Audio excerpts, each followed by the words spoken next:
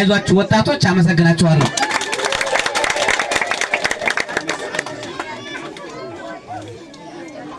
እሺ አቶ ሽንገው ሰማ ከልብ እናመሰግናለን። በመቀጠል ወይዘሮ አዲያ ልትታለው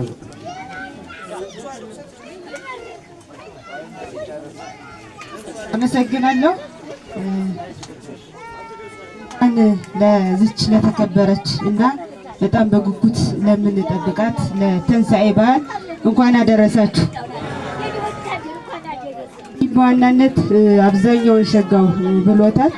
በመጀመሪያ ደረጃ እንዲህ አይነት ሀሳብ ያለው ወጣት የልማት የመደጋገፍ የመዋደድ ትልቅ የአንድነታችን መገለጫ የሆነውን በዚህ ልክ የመተሳሰብ ባህላችን እንደኛ ወረዳ ወጣት እኔም ከዚህ በፊት ወጣቱ ስለማቀው ዛሬም ለዚህ ሐሳብና ለዚህ ተግባር የተቀደሰና የተወደደ ተግባር እንደዚህ አይነት ወጣት በመኖራችን ሁሌም ስኮራበት እምኖር የጃናሞራ ወጣት አሁንም ዛሬም በዚህ ልክ የምኮራበት ወጣት ነው።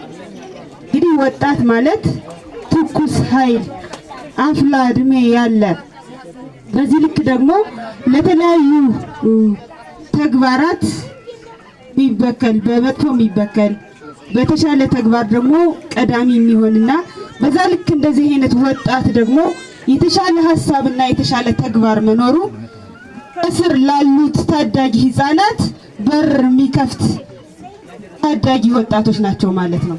ስለዚህ እነዚህ ወጣት በዚህ ልክ ሐሳቡን አመንጭተው ይህን ሐሳብ ደግሞ ምንም የሌላቸው ወጣት ግን በተለያየ ማህበረሰብ በተለያየ መንገድ ሰብስበው በዚህ ልክ ለዚህ እዚህ ቤት ላለው ማህበረሰብ ሸጋው ብሎታል። እንደዚህ አይነት ልየታ ከዚህ በፊት አይቼ ነበር።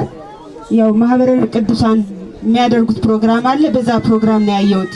ዛሬ ደግሞ እንደዚህ አይነት ሐሳብ እየሰፋ በወረዳችን መጥቶ ለዛሬው ቀን ደግሞ በእነዚህ እድሜ ክልል ላሉ ወጣቶች እንደዚህ አይነት ማህበረሰብ ክፍል ቤታቸው ውስጥ ያሉ ማንንም የማያቸው በችግር ውስጥ ያሉ ሰው በዚህ ልክ ተዝናንቶ እና ተደስቶ ያለውን በዚህ ልክ ሲሆን እነዚህ ሰዎች ግን ምንም የሌላቸው ብሎ ለይቶ በዚህ ልክ ማግደፍ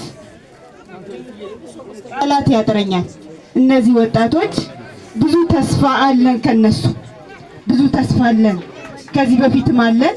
አሁንም ቀጣይ እነሱን የሚከተል ህፃናት የነሱን ፈር ይዞ የሚቀጥልና በዛ ልክ የሚወጣ የሚታነጽ ስለሆነ እኛ እንደ ወረዳ እጅግ የታደልን